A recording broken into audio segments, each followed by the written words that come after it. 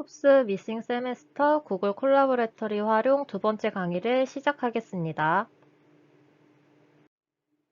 저는 발표를 맡은 DSC 코어 멤버 김예은이라고 합니다.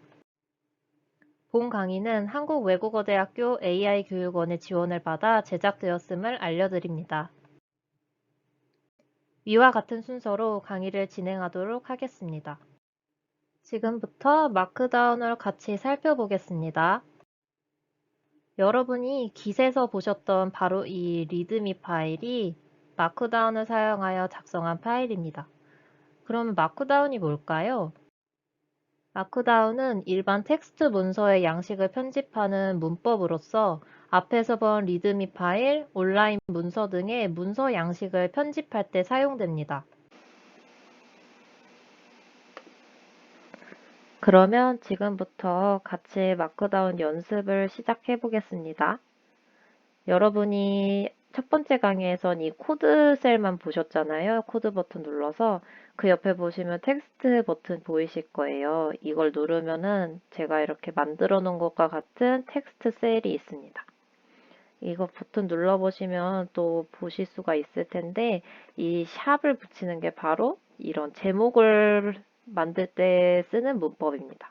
일단 얘는 삭제해 볼게요. 원하는 셀에다가 더블 클릭을 하시거나 키보드 엔터 버튼 누르셔서 수정을 하시면 됩니다.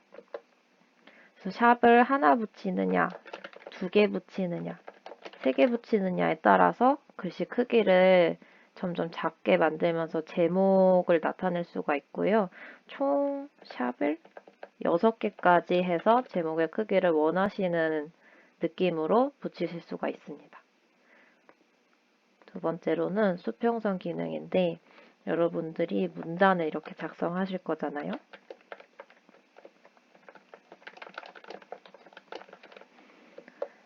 첫 번째 문단 쓰고 아예 다른 내용을 쓰시고 싶으실 때 구분을 하시려면 여기 키보드 0번 버튼 바로 옆에 있는 마이너스 키 있잖아요. 얘를 3개를 이렇게 써주시면 긴 수평선이 하나 나옵니다. 그럼 여기다 이제 또 다른 얘기를 써주시면 됩니다. 그래서 수평선 만들 때는 마이너스 키 3개 써주시면 됩니다.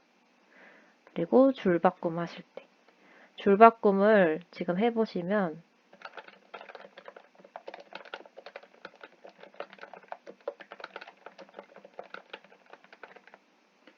여기까지 쳤는데 저는 김예은입니다 해서 엔터를 분명 쳤는데 여기 안 바뀐 게 보이시죠?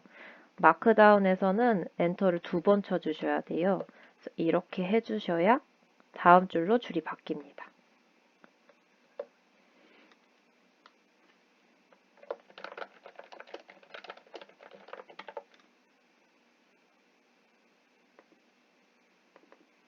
그리고 리스트 작성을 제일 많이 이용하실 것 같은데 먼저 순서가 있는 리스트 작성입니다. 순서가 있게 만드시고 싶을 때는 계속 여기 앞부분을 1이라고 해주시면 돼요.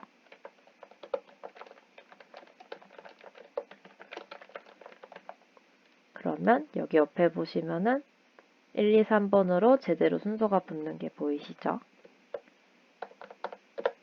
그럼 이번엔 순서가 없는 리스트를 보여드릴게요. 이때 사용하시는 키보드는 플러스나 곱하기 버튼이나 마이너스 버튼 이거 3개 중에서 자기가 좋아하시는 거 사용하시면 돼요. 저는 마이너스를 해볼게요.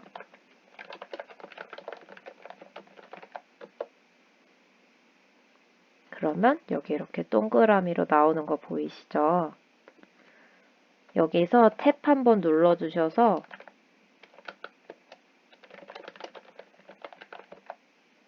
이렇게 쳐주시면 얘도 똑같이 탭이 들어가서 리스트를 나눌 수가 있습니다. 한 번 더 하실 수도 있고요.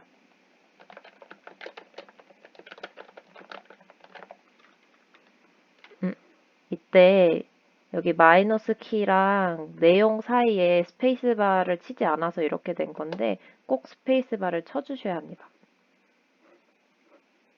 그래서 이렇게 리스트를 만드실 수가 있고요. 이번엔 강조를 해볼 건데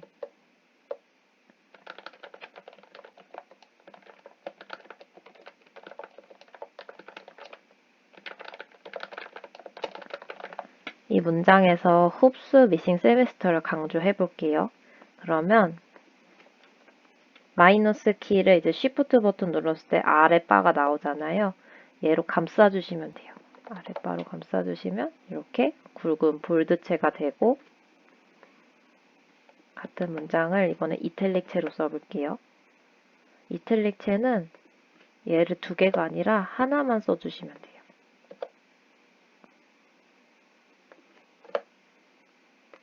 그러면 이렇게 기울여서 글씨가 나옵니다.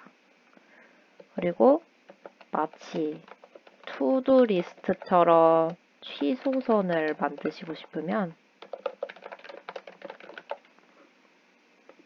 이 사이에 물결을 2개씩 감싸주시면 돼요. 물결 표시.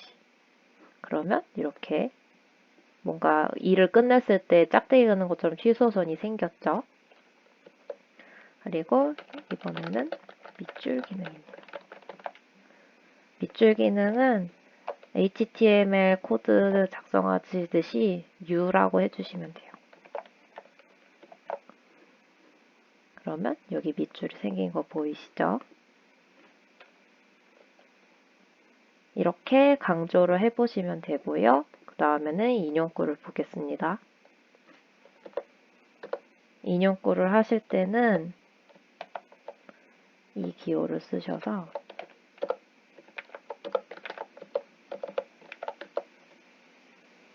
이렇게 하시고 이렇게 2개 치면은 한 칸 더 앞쪽에다 하실 수 있어요.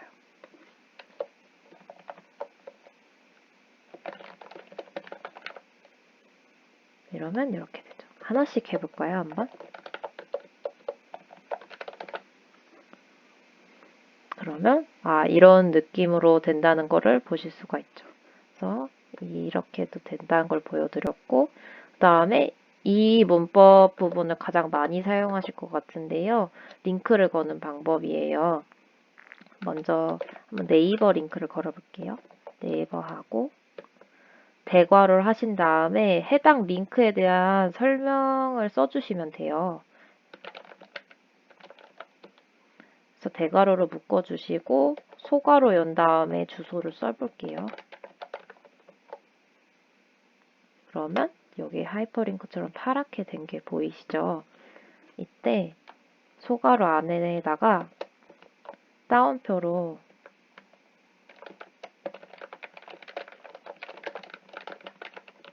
따옴표로 원하는 문구를 쓰시고 해당 셀을 한번 볼게요. 이 네이버 링크에 마우스를 올렸더니 방금 제가 쓴 글씨가 나오는 게 보이시죠? 그래서 마우스 올렸을 때 원하는 말을 쓰셔도 되고 이런 식으로 해당 링크에 대한 설명을 굳이 넣고 싶지 않으시면은 이 가로 사이에다가 이렇게 해주시면은 또 바로 하실 수가 있습니다. 그리고 마지막으로 이미지 삽입하는 방법을 보여드릴게요. 먼저 그냥 이미지를 넣겠습니다. 그냥 넣을 때는 느낌표하고 대괄호 사이에 이미지라고 써주세요. 그리고 소괄호 안에다가 원하는 이미지의 주소를 넣어주세요. 그리고 가로 닫아주시고 그러면 짠 하고 마시멜로를 들고 있는 안드로이드가 나타났죠. 근데 얘가 너무 크잖아요. 좀 더 작게 넣고 싶어. 그러면은 이미지를 크기를 지정해서 넣어. 이럴 때는 HTML 문법을 사용하시면 돼요. 이미지 소스라고 쳐주시고 주소를 넣어주세요. 그리고 이때 가로 세로 길이를 지정해 주는 거예요. 저는 200으로 해볼게요.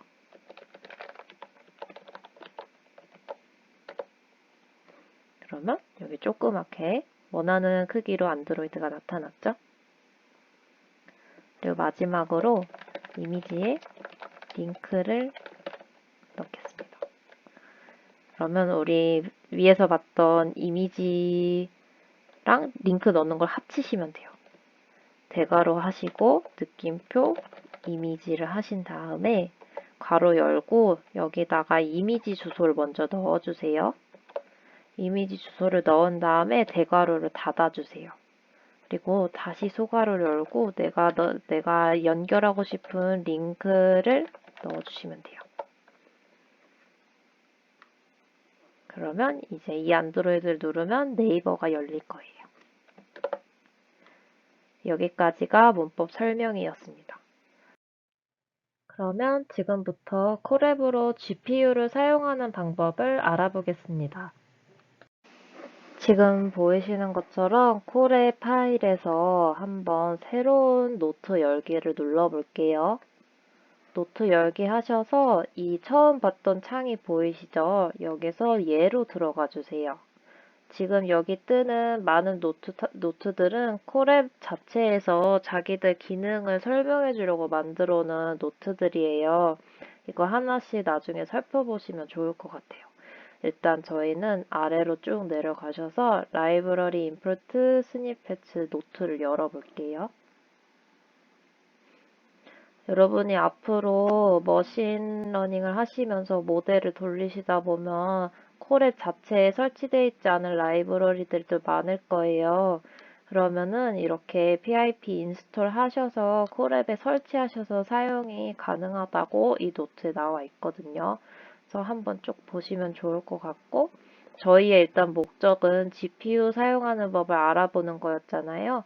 그래서 텐서플로우를 써서 한번 GPU 사용이 되는지 볼게요. 일단 코드셀 추가해 주시고 텐서플로우를 임포트 해 볼게요.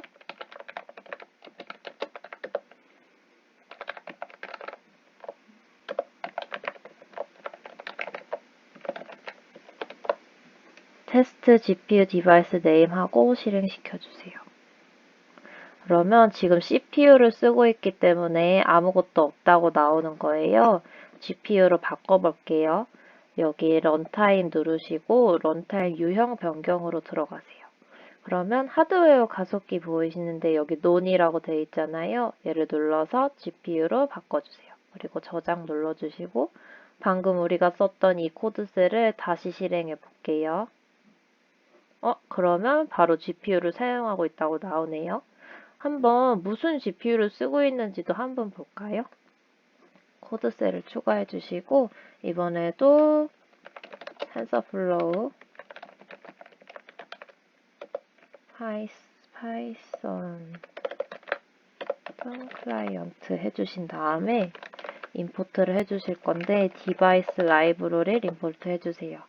그리고 디바이스 라이브러리 리스트 local devices 해주시고 실행해주시면 저희가 현재 쓰고 있는 디바이스에 대한 정보가 나와요. 여기 보면 저희가 테슬라 T4 GPU를 사용하고 있다는 걸 확인할 수가 있습니다.